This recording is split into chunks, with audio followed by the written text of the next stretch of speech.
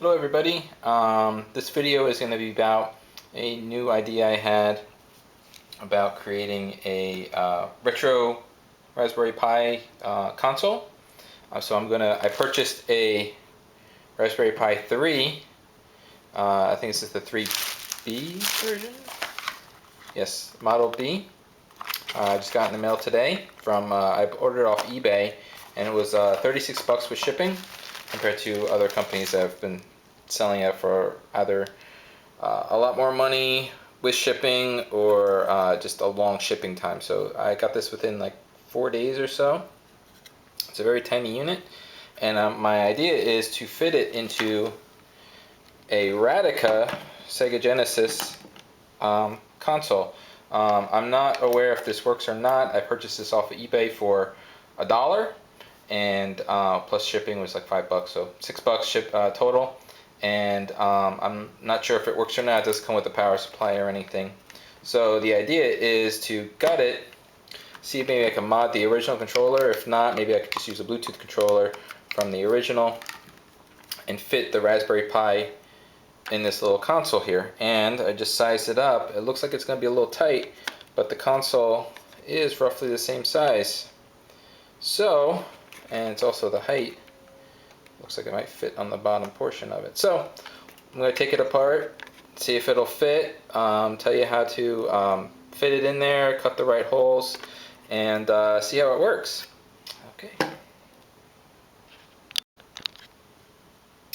Alrighty, so I'm going to show you how to take apart the console. It's pretty simple. There's one screw here to hold the battery compartment.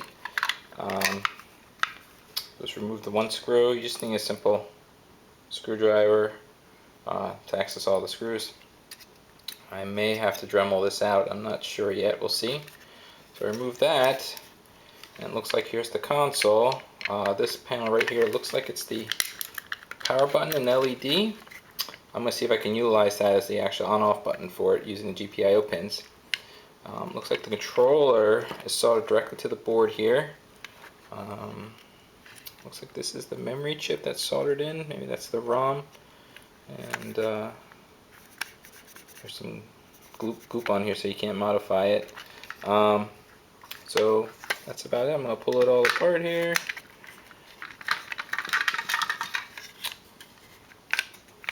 Oh, there were 6 screws all the way around. I just removed those. And that is the board for the console, which I'm going to replace with the Raspberry Pi. Okay, so I'm going to desolder these 4 wires right here and see what wire goes to what, and we can take it from there.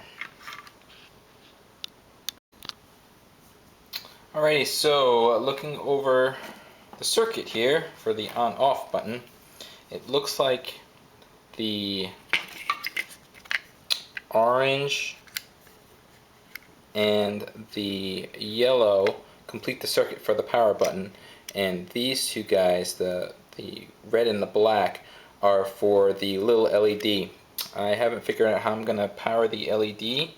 I don't know if I can maybe make that an access light. I have to do a little research on what GPI pins I need to use for that. But for these two, I took my multimeter and I make sure it was clicked in. You can tell it's depressed, it's engaged.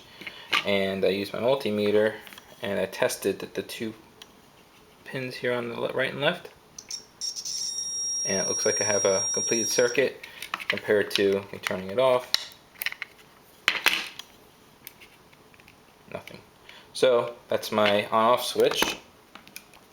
And I was thinking about placement of the Raspberry Pi. So as of now, when sealed up, it looks like this. And I gotta think of placement. Now, I think the best way I'm gonna do it, unless I encounter problems, is to put the Raspberry Pi upside down in the bottom portion and line up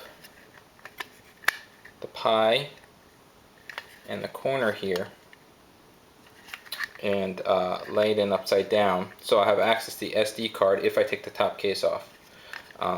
And I'm also thinking of possibly soldering in a USB port here in the front.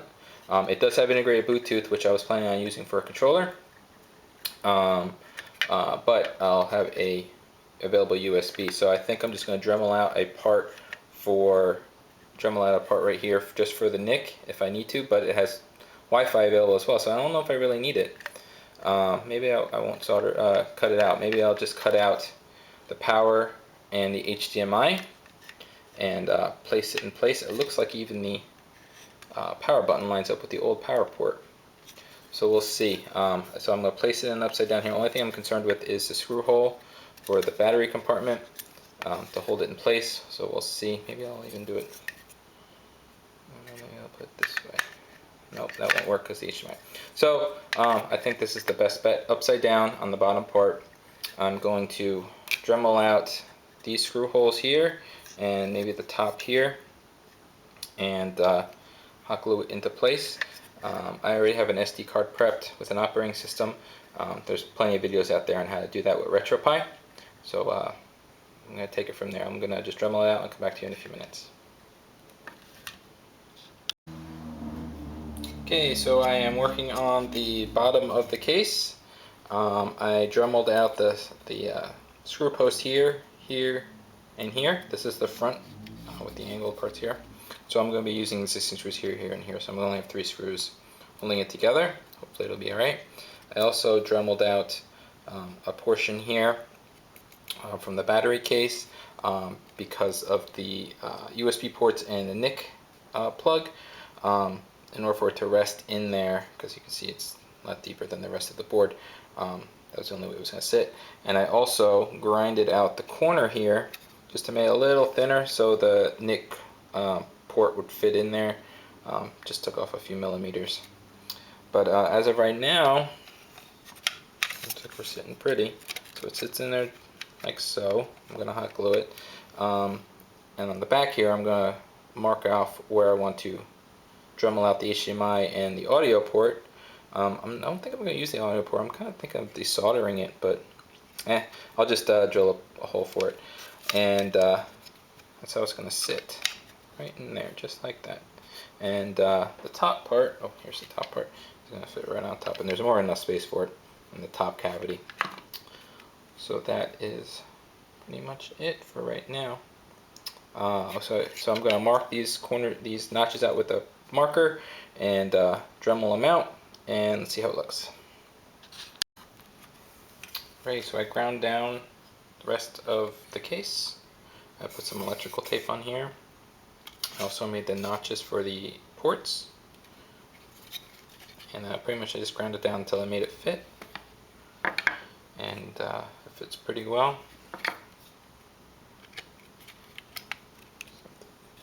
I'm going to hot glue it into place. Looks like it's going to be held up by the GPIO pins, which I'm not using. Well, I'm going to be using 2 pins for the power buttons, which I'm going to solder on the back here.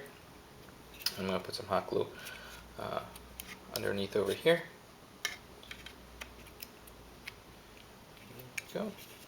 I got a little away from the port here, but it should be just fine. And to put the top back on,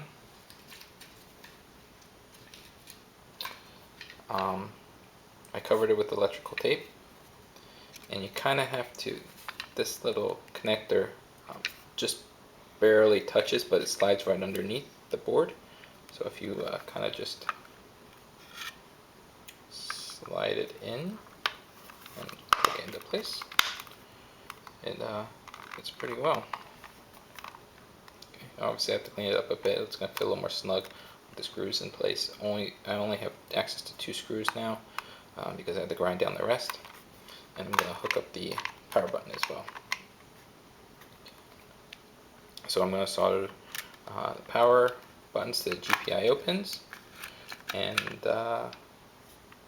be good to go.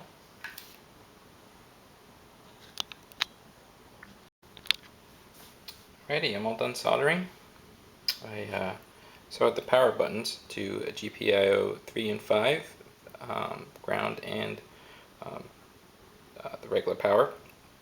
I have to write a Python script in order for it to turn on and off. And I also soldered the USB port, which I decided to put in the front. I traced the lines with the multimeter, and there's these test pads here. I use test pads PP 46, 47, and 27. 27's power, 46 and 47 for data, and a ground, one of the grounding pins on the side there. Now I'm going to fit it all together and put the USB plug in the front here and button it up.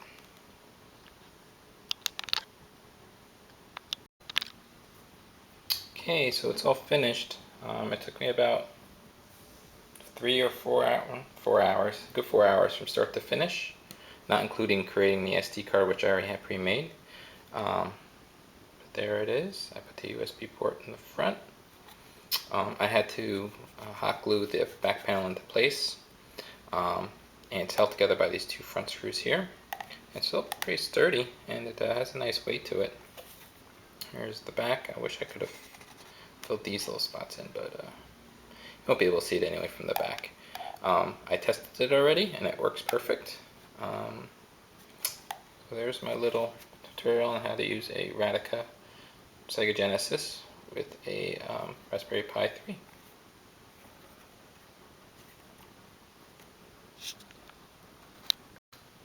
Alright, so here's the Retropie in action. I have it plugged into my Xbox HDMI cable. I also plugged in a RalphNet adapter to N64 controller adapter. So all I have to do is plug in the power and it should turn on. I haven't written the script yet for the Python power button. So let's see how this looks.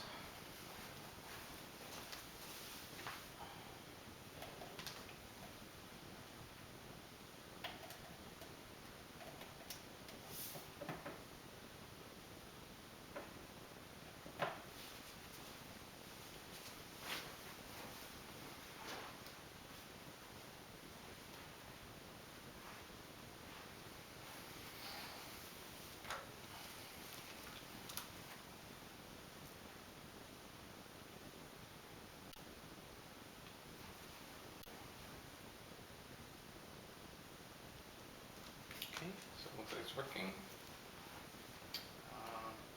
I think the console that's going to strain it the most would be the N64. The controller seems to be working great so far. So let's see if we can try F0.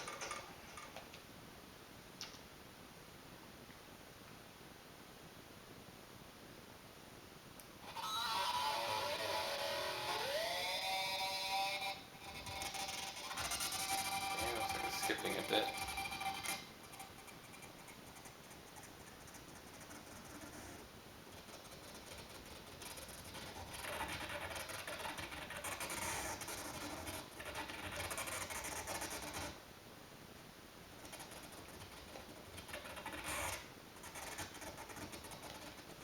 Looks like the problem's with the audio, not the video.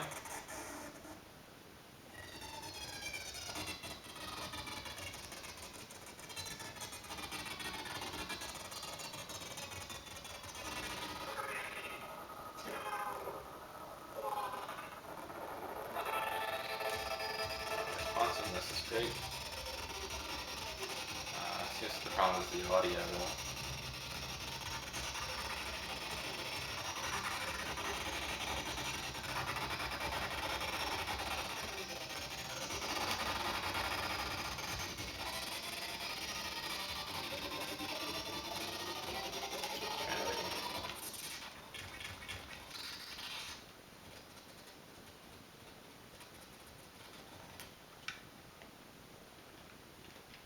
Let's try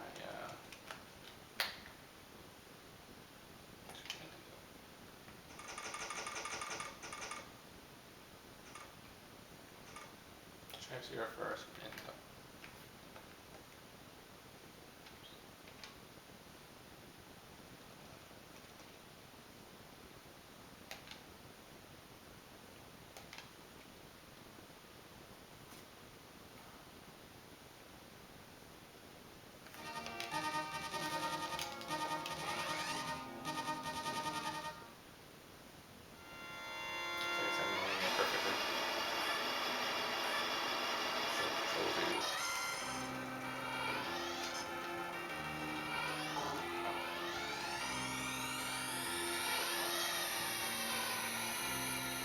so it looks perfect.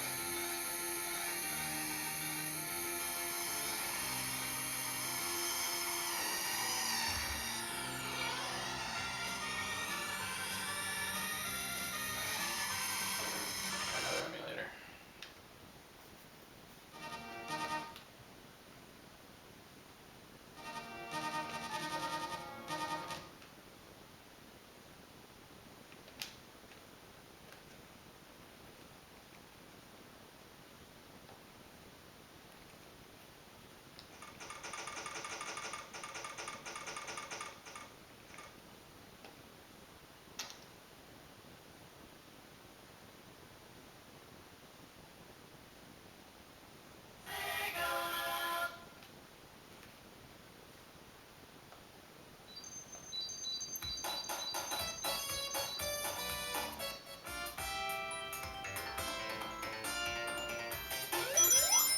There's no lag at all.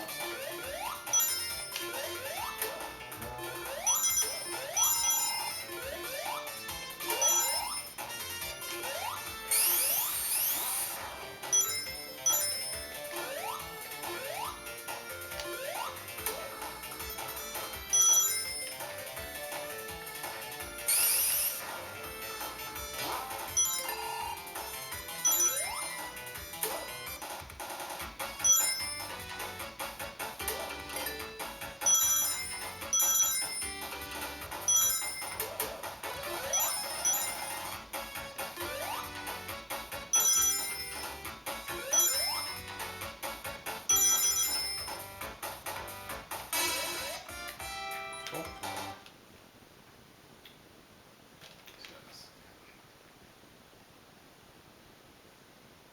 Of course, you can play the original games.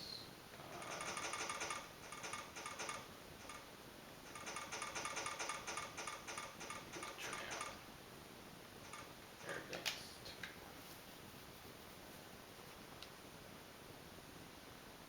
Oh, and that.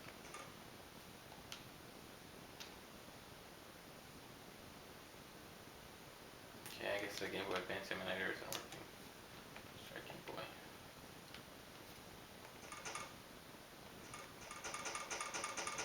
Tetris. Oh, nice and green.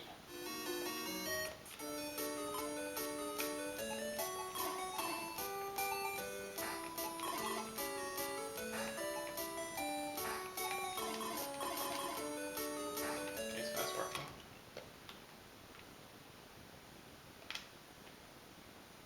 Let's try Game Boy Color.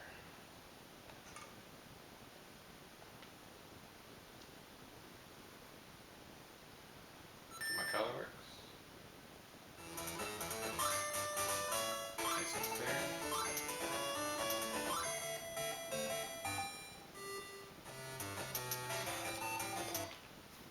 What color? Let's try name. Let's try. Let's see if this works. Okay, so that one doesn't work. Let's try.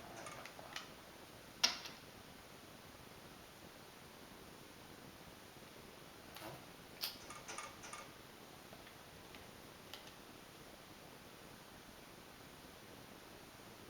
No. Yeah, I think these are just configuration issues. Might just need to tinker with it.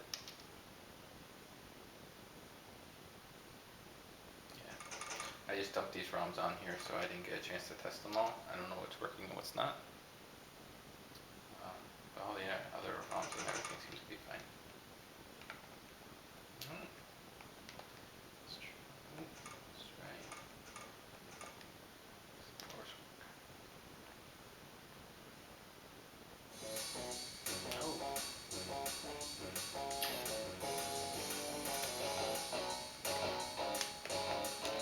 The controller's not configured properly.